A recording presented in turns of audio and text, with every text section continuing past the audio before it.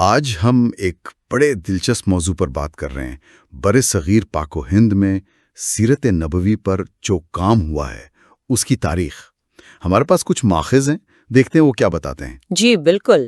اور دیکھیں، یہ بات شروع میں ہی تھوڑی حیران کرتی ہے کہ بر صغیر میں دوسرے اسلامی علوم پر تو بہت کام ہوا، صدیوں تک فقہ ہے، تصوف ہے، لیکن سیرت پر ایک لمبے عرصے تک لگتا ہے جیسے کوئی خاص توجہ نہیں دی گئی۔ ہاں، یہ نقطہ اہم ہے۔ پھر اچانک پچھلی 2-3 صدیوں میں ایسا کیا ہوا کہ یہاں سیرت پر اتنا زبردست کام ہوا، اتنا معیاری کہ دنیا بھر میں مانا گیا؟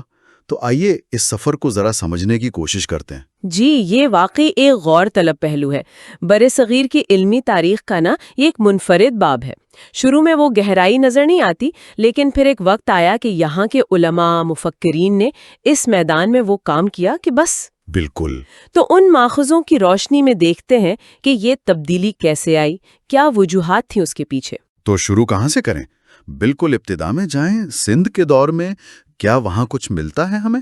جی ہاں، بالکل۔ شروع میں جب اسلام سندھ میں آیا تو ظاہر ہے وہاں کے علماء کا براہ راست تعلق تھا عرب دنیا سے، تو کچھ نام سامنے آتے ہیں۔ اچھا۔ ذرائع بتاتے ہیں جیسے علامہ ابو معاشر نجیحہ سندھی تھے، سندھ سے تعلق تھا ان کا، اور سیرت و مغازی کے بڑے عالم سمجھے جاتے تھے۔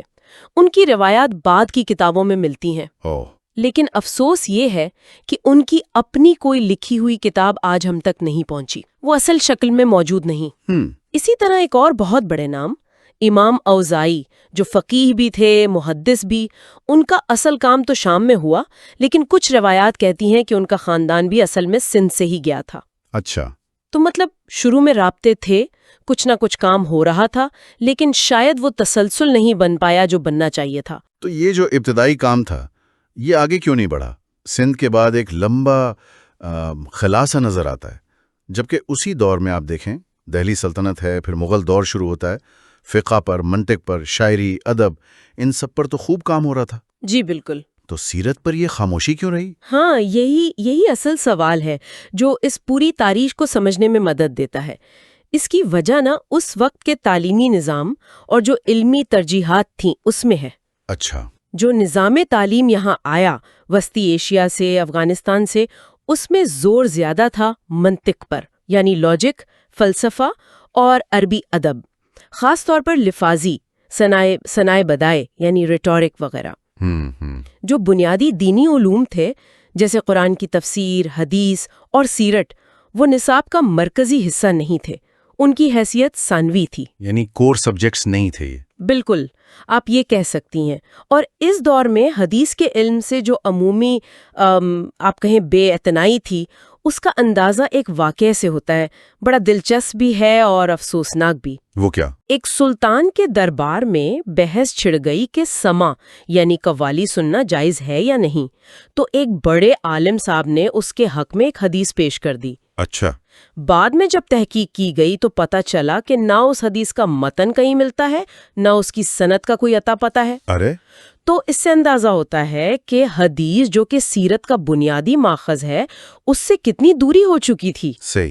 نصابی کتابوں میں بھی عجیب صورتحال تھی۔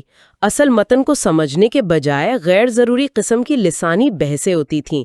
مثلا ایک کتاب کے مصنف نے شروع میں بسم اللہ کیوں نہیں لکھی، اس پر لمبی چوڑی منطقی بحثیں ہو رہی ہیں، جبکہ کتاب کا اصل موضوع پیچھے رہ گیا۔ اوہو، تو گویا اصل ماخذ سے تعلق ہی کمزور پڑ گیا تھا۔ تو پھر یہ جمود ٹوٹا کیسے؟ کون لوگ تھے جنہوں نے محسوس کیا کہ نہیں، ہمیں واپس جانا ہے قرآن، حدیث اور سیرت کی طرف؟ یہاں پر 16ویں اور 17ویں صدی میں 2 بڑی شخصیات کا کردار بہت اہم ہے جنہوں نے اس رجحان کو بدلا۔ کون؟ پہلی شخصیت ہے حضرت مجدد الفسانی، شیخ احمد سرہندی۔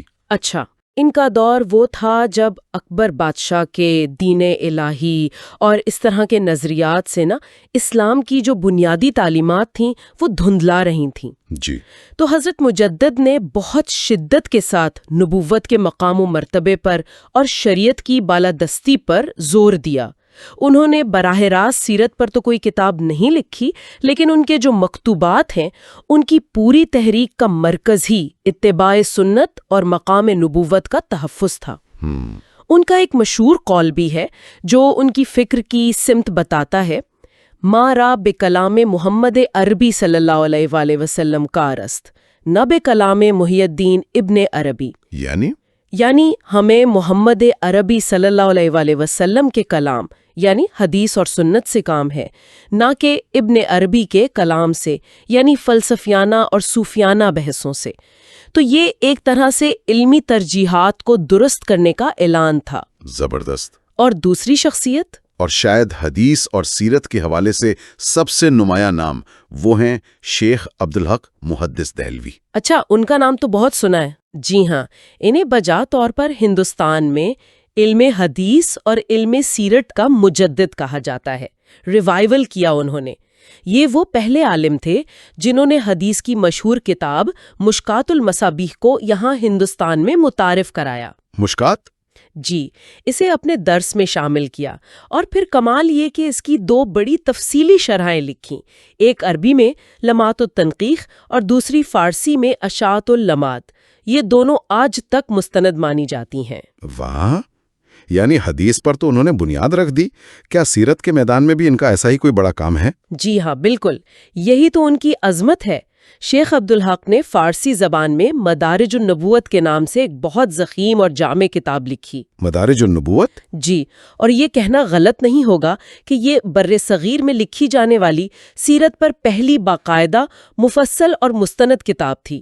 کئی جلدوں میں ہے، اور صدیوں تک بر صغیر کے علمی حلقوں میں بھی اور عوام میں بھی سیرت کا بنیادی ماخذ یہی کتاب رہی۔ اچھا۔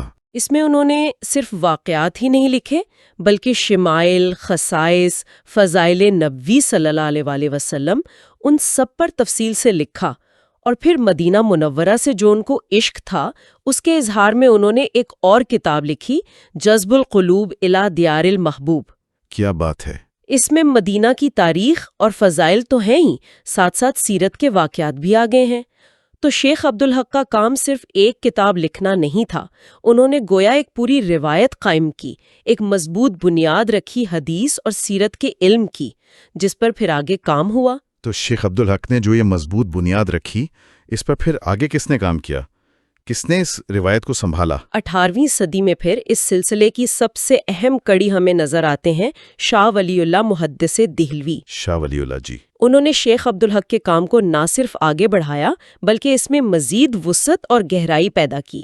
شاہ صاحب کا سب سے بڑا کام تو سب جانتے ہیں، قرآن مجید کا پہلا فارسی ترجمہ، جس نے قرآن فہمی کو عام کیا۔ بالکل۔ حدیث میں انہوں نے امام مالک کی موطا کو بہت اہمیت دی، اس کی عربی اور فارسی میں شرحیں لکھیں اور اپنے مدرسہ رحیمیہ کے نصاب کا لازمی حصہ بنایا۔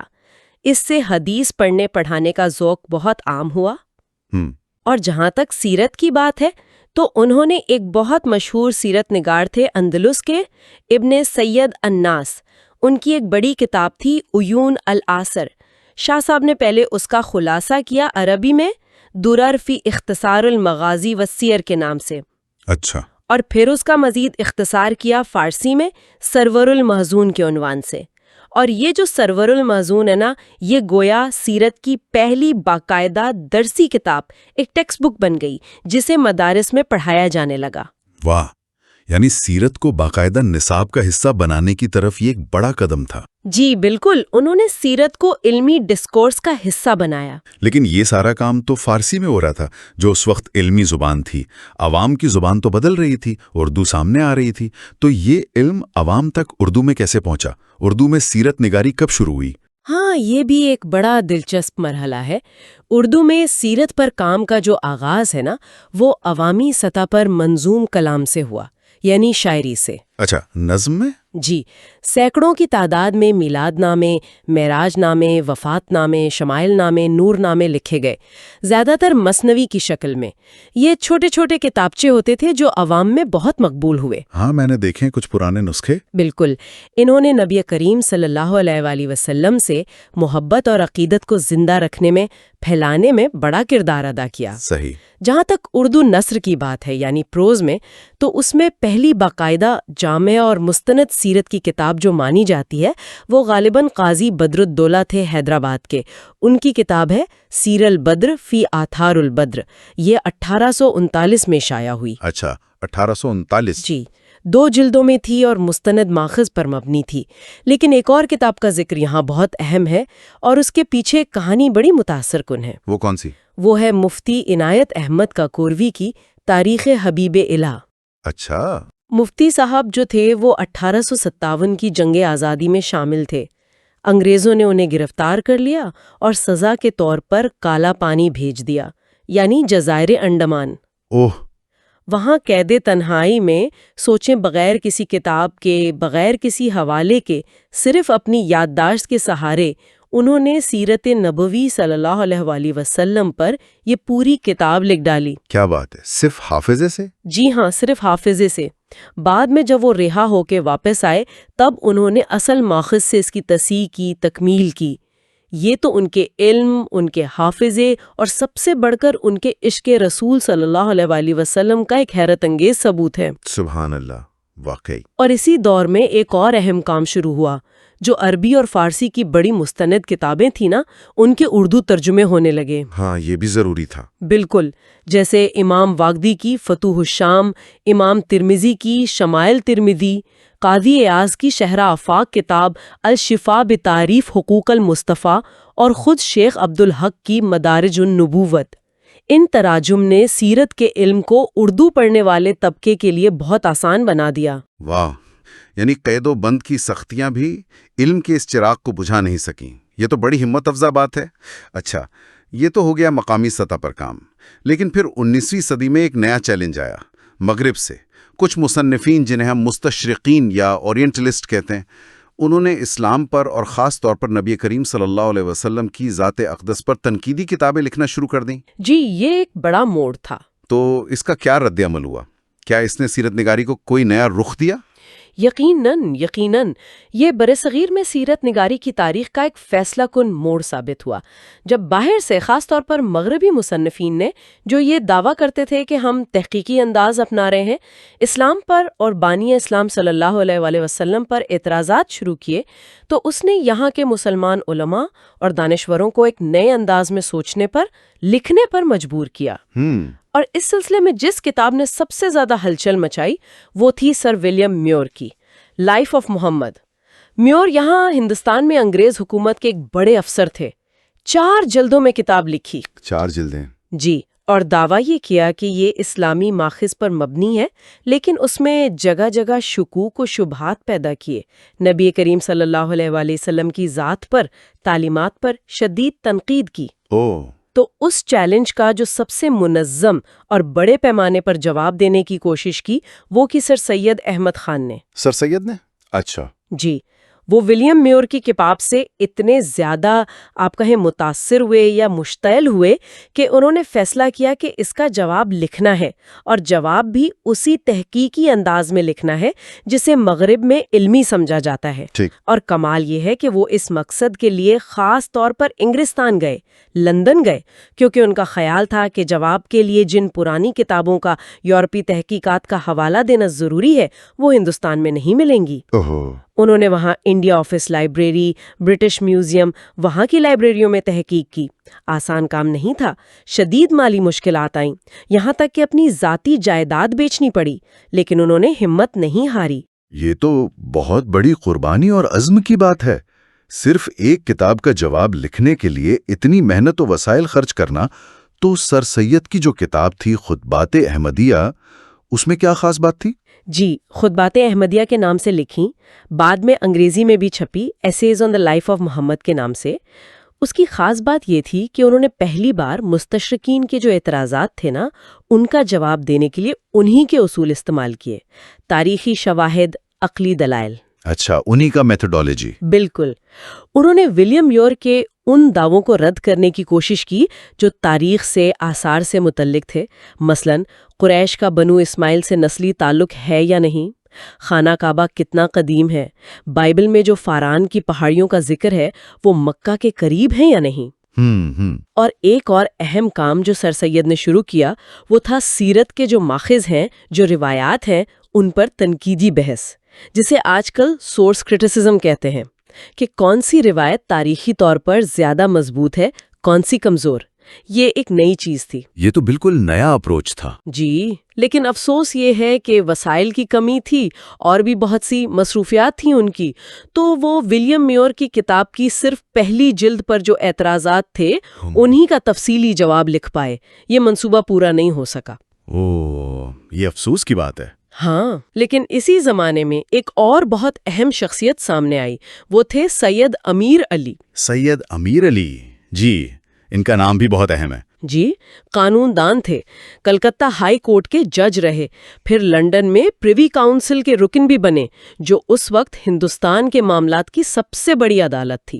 انہوں نے انگریزی زبان میں بہت اعلیٰ پائے کی کتابیں لکھیں، خاص طور پر دا اسپرٹ آف اسلام اور a short history of the Saracens, جس میں سیرت پر بھی تفصیلی باب ہے. ان کا انداز سر سید سے ذرا مختلف تھا، زیادہ قانونی، پر اعتماد اور مغربی علمی دنیا کے لیے زیادہ مانوس تھا. ان کی کتابوں کو مغرب میں بھی کافی پذیرائی ملی.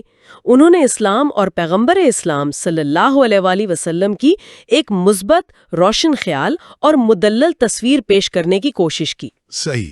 اب دیکھیں، یہ بات اہم ہے کہ آج سر سید اور سید امیر علی ان دونوں کے بعض مذہبی یا تاریخی نظریات سے بہت سے علماء اور مفکرین اختلاف رکھتے ہیں، اور وہ علمی اختلاف اپنی جگہ، لیکن اس حقیقت سے انکار نہیں کیا جا سکتا کہ 19ویں صدی کے آخر میں جو مستشرقین کا علمی چیلنج تھا، اس کا جواب دینے میں اور مغرب کے سامنے اسلام کا ایک دفاعی بیانیہ پیش کرنے میں ان دونوں حضرات کا کردار بہت اہم تھا، بنیاد گزار تھا. تو گویا مستشرقین کے اس حملے نے، اگر اسے حملہ کہا جائے، تو اس نے ایک طرح سے دفاعی اور تحقیقی سیرت نگاری کی ایک نئی لہر پیدا کر دی. اگر ہم اس ساری گفتگو کو سمیٹیں تو برصغیر میں سیرت نگاری کا یہ جو لمبا سفر رہا ہے، اس کے اہم پڑاؤ کیا نظر آتے ہیں؟ خلاصہ کیا ہے؟ جی، چند باتیں بہت واضح طور پر سامنے آتی ہیں. پہلی بات تو وہی جو حیران کن بھی ہے کہ ابتدائی کئی صدیاں دوسرے اسلامی علوم کے مقابلے میں برصغیر میں سیرت نگاری کا میدان نسبتاً خالی رہا، جس کی وجہ وہ تعلیمی نظام اور علمی ترجیحات تھیں. ٹھیک. دوسرا اہم موڑ آیا 16ویں 17ویں صدی میں، جب شیخ عبدالحق محدث دہلوی جیسی شخصیات نے علم حدیث اور سیرت کو دوبارہ زندہ کیا. مدارج النبوت جیسی شاہکار کتاب لکھی جس نے صدیوں کے لیے راستہ کھول دیا. یہ صرف تصنیف نہیں تھی بلکہ علمی سمت کی درستگی تھی. بالکل. تیسرا، 18ویں صدی میں شاہ ولی اللہ محدث دہلوی نے اس روایت کو مزید پختہ کیا، قرآن و حدیث کی سمجھ کو عام کیا اور سیرت کو باقاعدہ نصاب کا حصہ بنانے کی طرف اہم قدم بڑھایا. چوتھا، 19ویں صدی میں اردو زبان میں سیرت نگاری کا بھرپور آغاز ہوا. عوامی سطح پر منظوم کلام سے لے کر سنجیدہ نثری کتابوں تک اور پھر اہم عربی فارسی کتابوں کے تراجم تک، اس سے علم کا دائرہ بہت وسیع ہوا. جی. پانچواں، 19ویں صدی کے آخر میں مستشرقین کی تنقید ایک بڑے چیلنج کے طور پر سامنے آئی، جس کے جواب میں سر سید احمد خان اور سید امیر علی جیسے مفکرین نے مغربی علمی انداز میں ہی سیرت کا دفاع کیا اور تحقیق اور تنقید کے نئے پہلو متعارف کرائے، جس نے جدید سیرت نگاری کی بنیاد ڈالی. صحیح. اور آخری اور سب سے اہم بات یہ کہ وہ کمی جو شروع کی صدیوں میں محسوس ہوتی تھی، پچھلی 2-3 صدیوں میں برصغیر کے علماء اور دانشوروں نے اس میدان میں اتنا زیادہ، اتنا متنوع اور اتنا معیاری کام کیا کہ نہ صرف وہ کمی پوری ہو گئی بلکہ سیرت نگاری میں برصغیر کی خدمات کا لوہا پوری اسلامی دنیا نے اور علمی حلقوں نے مانا. واقعی آج کی اس گفتگو سے یہ بات کتنی واضح ہو کر سامنے آئی ہے کہ علم کا سفر کبھی بھی ایک سیدھی لکیر میں نہیں ہوتا. اس میں اتار چڑھاؤ آتے ہیں، کبھی خالہ پیدا ہوتا ہے تو کبھی خاص تاریخی حالات، ضرورتیں، چیلنجز وہ نئی علمی تحریکوں کو، نئے سوچنے کے انداز کو جنم دیتے ہیں. بالکل. جس طرح 19ویں صدی کے مستشرقین کے چیلنج نے سیرت نگاری کو ایک نیا، تحقیقی اور دفاعی رخ دیا تھا، یہ بات ہمیں سوچنے پر مجبور کرتی ہے کہ کیا آج کے دور کے جو نئے فکری چیلنجز ہیں، تہذیبی چیلنجز ہیں، علمی چیلنجز ہیں، آپ دیکھیں سوشل میڈیا کا دور ہے، سائنس اور ٹیکنالوجی کے نئے سوالات ہیں، عالمگیریت کے اثرات ہیں، کیا یہ سب چیزیں بھی سیرت نبوی صلی اللہ علیہ وسلم کے مطالعے، اس کی تفہیم اور اسے آج کے انسان کے لیے ریلیونٹ بنانے کے لیے نئے طریقوں کا، نئے اسالیب کا، نئی پیشکش کا تقاضا نہیں کرتے؟ یہ ایک سوال ہے جس پر یقیناً مزید غور و فکر کی ضرورت ہے۔